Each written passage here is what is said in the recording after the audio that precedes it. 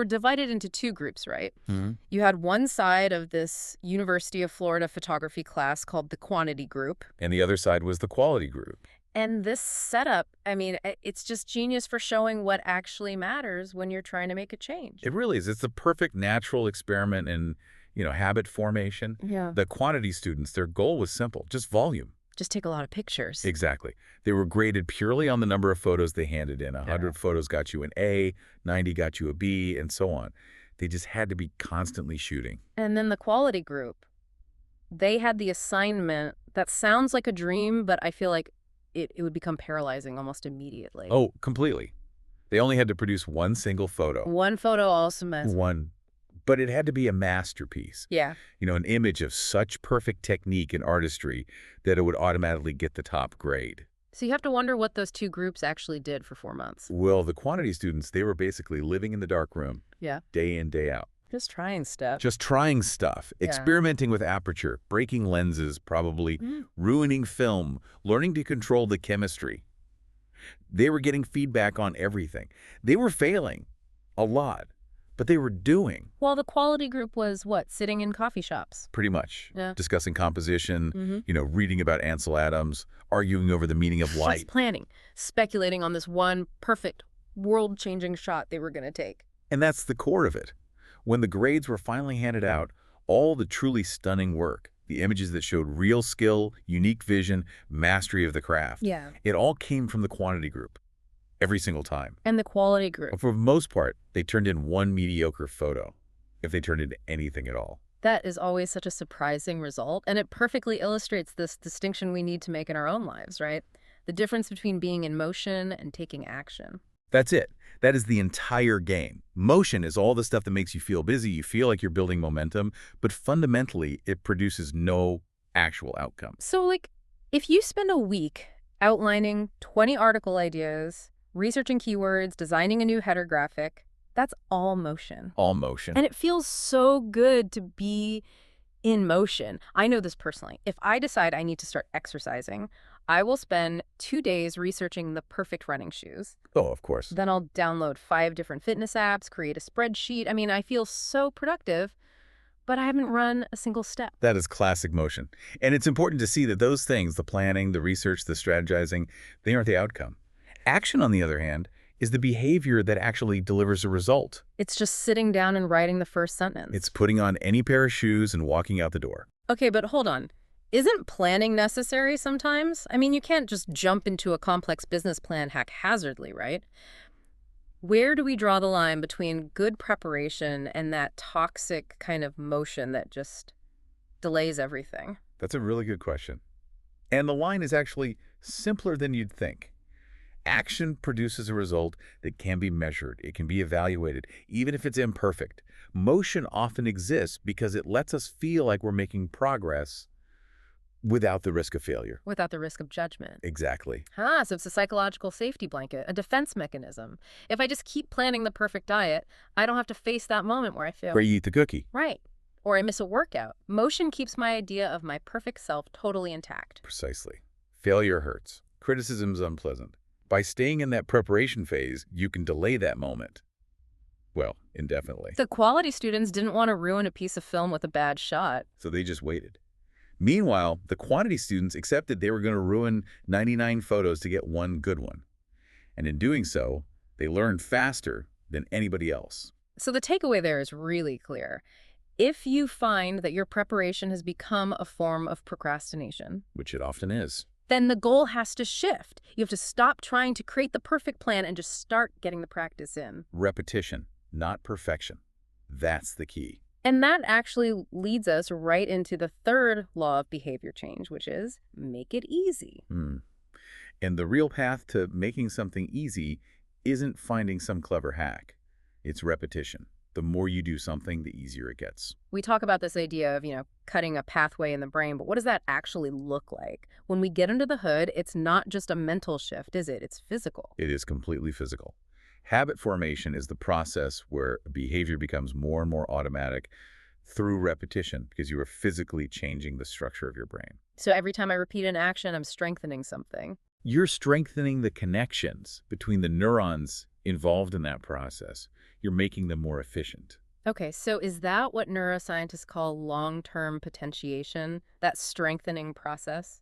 That's right, long-term potentiation, or LTP. It's the persistent strengthening of synapses based on recent patterns of activity.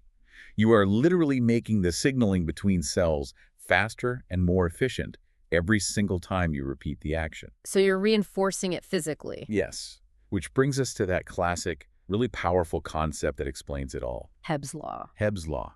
Neurons that fire together wire together. I love that phrase. It's perfect. Think of it like walking through deep snow. The first time you make that path, it's really hard work. Yeah, you're fighting at every step. Right. But by the 100th time you've walked that same path, it's a trench. You don't even have to think about where your feet are going. You're encoding that habit directly into your brain's architecture. And we can actually see this physical change. This isn't just theory. You can see it in real-world examples. Look at expert musicians, for instance. It's not just that they have better motor control.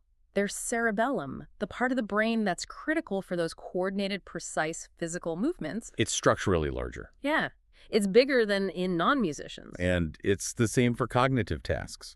Researchers have seen that mathematicians, people who spend decades doing complex calculations, they show increased gray matter in the inferior parietal lobule, Which is key for numbers. vital for numerical processes. And here's the kicker. The amount of physical growth in that region is directly correlated with how much time they've spent practicing math. It literally behaves like a muscle that grows with targeted, repeated use. It does. The London taxi driver study is maybe the most famous example of this. It's fascinating. To become a London black cab driver, you have to memorize the knowledge. Which is just insane. It's a network of 25,000 streets, right? And thousands of landmarks. It's a huge feat of memory. And researchers found that these drivers had a significantly larger hippocampus, that's the brain's hub for spatial memory, than the control groups. And the most incredible part, the part that really drives it home, is what happens when they retire. Right. The researchers found that if a taxi driver stopped working, that specialized part of their hippocampus would actually shrink over time. It proves the brain isn't fixed. It's adapting constantly based on the demands of repetition. It's plastic. Exactly. So repetition isn't some mental trick.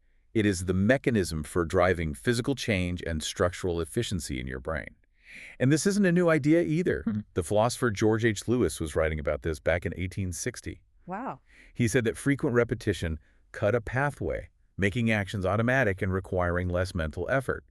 The principle has been understood for a very long time. Okay, so that structural change brings us to that question everyone always asks about habits. How long does it take to form a new habit?